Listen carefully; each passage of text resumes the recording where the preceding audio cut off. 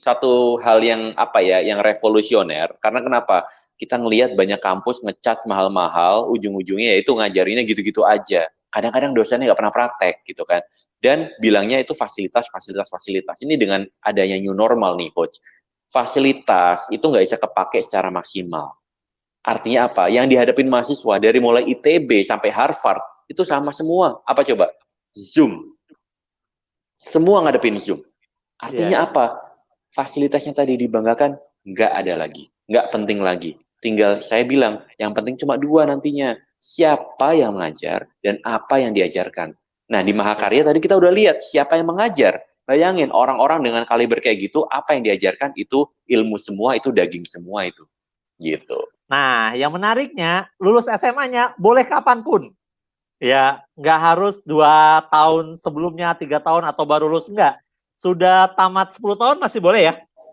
Boleh, boleh. Ada, tapi pastinya semua itu syarat dan ketentuan berlaku, ya kan? Syarat ketentuannya apa? Kita ada beasiswa prestasi, kita ada beasiswa untuk duta kampus, kita ada beasiswa untuk apa namanya siswa tidak mampu dan seterusnya. Pastinya untuk mendapatkan beasiswa itu ada syaratnya dan ada prosesnya. Tetapi prosesnya tetap satu dulu, Coach. Apa itu? Daftar dulu. Jadi ketika orang yang kita rekomendasikan tuh gabung, mendaftar sebagai mahasiswa di Unmaha, maka kita yang merekomendasikan akan dapat 1 juta. Dahsyat, baik sekali Unmaha ini. Orang yang kita rekomendasiin bayar uang pendaftaran, maka kita langsung dapat ya bonus 1 juta gitu ya. Nah, akan lebih mudah kalau kita juga terdaftar. Nah, itu bisa kita dapetin di Unmaha.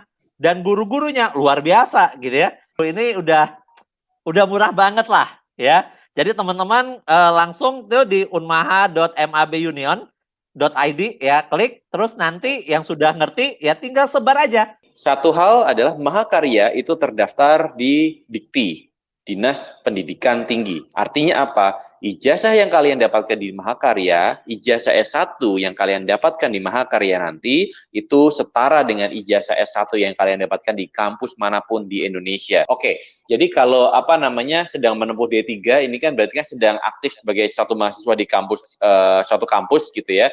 Nah, yang apa namanya yang secara aturan ini saya pelajari adalah kalau misalnya udah D3 harus selesai dulu baru S1 gitu. Adalah cicil dulu ketika apa namanya masih D3, dicicil dulu.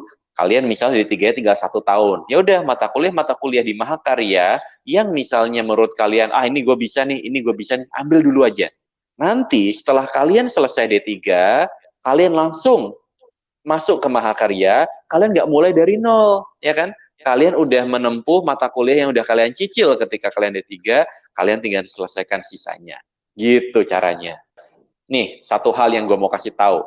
Skripsi itu secara aturan Dinas Pendidikan Tinggi tidak wajib. Makanya di Mahakarya, kita kasih kalian kebebasan untuk memilih. Yang jelas harus ada proyek akhir kan? Proyek akhirnya bisa skripsi atau bukan skripsi. Nah, di Mahakarya, kita kasih kalian kebebasan memilih. Mau skripsi, boleh.